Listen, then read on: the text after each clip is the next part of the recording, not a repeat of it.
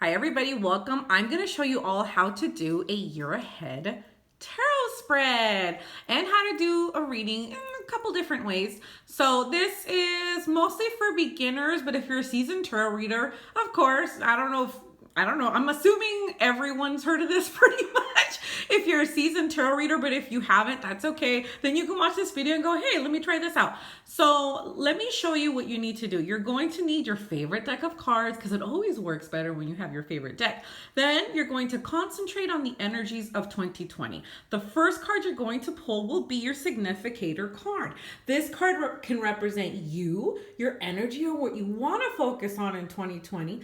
And either one is fine. Whichever one you connect to mean something completely different to you, but it's your significator and the main energy in some way for you, okay, in 2020.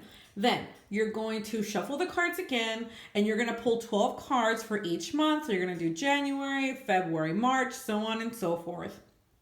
While you're doing this pull, you don't have to ask a question. You can just say, if you ask spirit or if you just concentrate in your own mind, what do I need to know for 2020? And just let it be. Just be open to the cards that come through.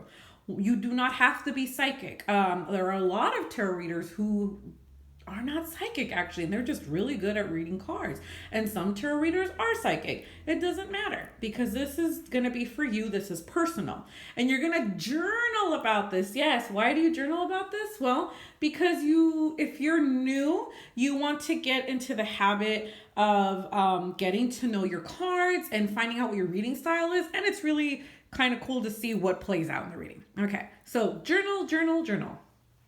So here you go. You got your cards ready. So you're going to write down for January, the Queen of Wands. You're going to write down what you feel with the Queen of Wands, what the Queen of Wands means to you. Anything. It doesn't have to be intuitive. It could just be the literal meaning even. So in this journal, leave a little bit of space in the back side just in case you need a clarifying card. And I'll get to that in just a bit. So once you got all your cards down, I would suggest doing this journal prompt probably the month of January. Okay, that way you have everything set for the rest of the year. And when you look back at it, what I would do is I would write everything down, everything I felt, saw.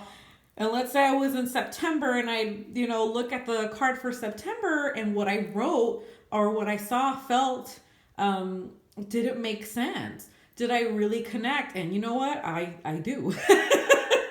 That's what happens to me. So, and it's helped me out. And I feel like this should help you all out too. Or some of you. I don't guarantee anything, but I think this is really, really one really cool way of doing it. So let's say there's a card you don't understand. You're like, what the heck does this mean? So let's do this just for the sake of it.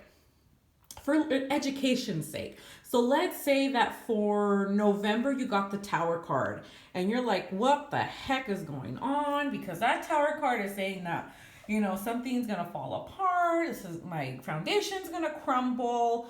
What is it? Why? And you don't know if it's work. You don't know if it's family, friendship. You don't know what it is because let's say in your mind right now, you might be like, everything's good. I don't understand. Or it might not be, and you still might not comprehend it. It might still be scary.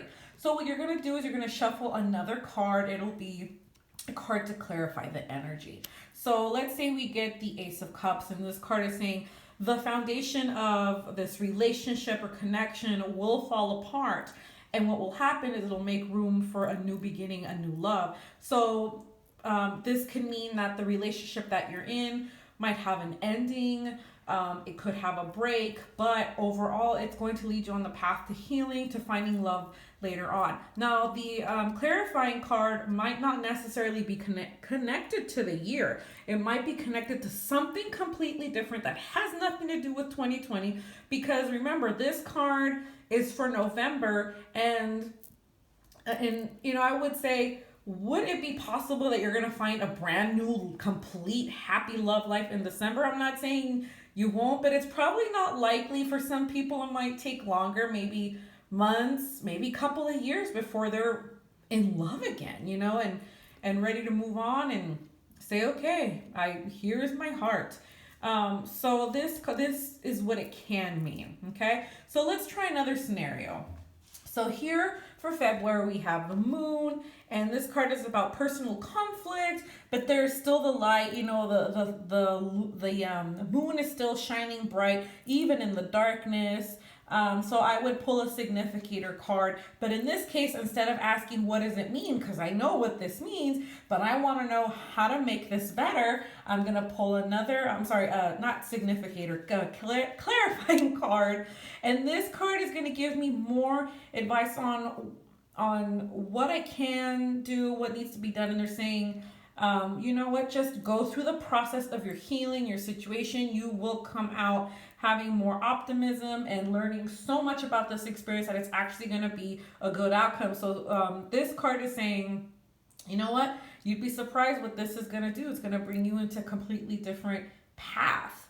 Okay, so it's kind of like a nice surprise. So this is the energy that you're focusing on. It might be saying, just do what you're doing and try, don't give up. So that's a nice reminder. So let's say, for example, you get a card like Temperance and you're like, wow, okay, this is a cool card, but what happens when you're like, I just want to pull a clarifying card because I just want to pull it. What is it that I need to know? Just randomly.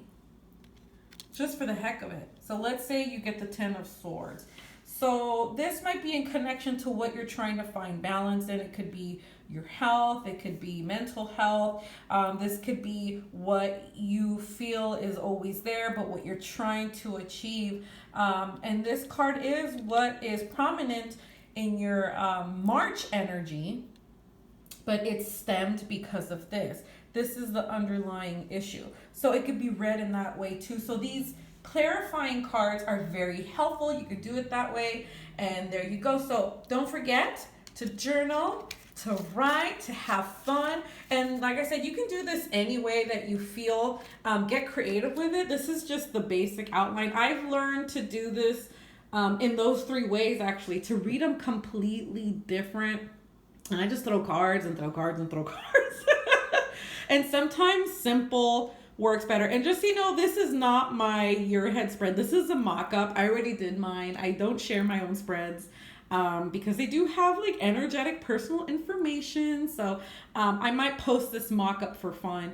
Well, it is going to be posted because you're going to be watching this video. So anyways, if you enjoyed this video, let me know. I would love to know if you did a year ahead spread for yourself and how you felt about it. Okay, my loves, until next time, have a wonderful night. Mwah!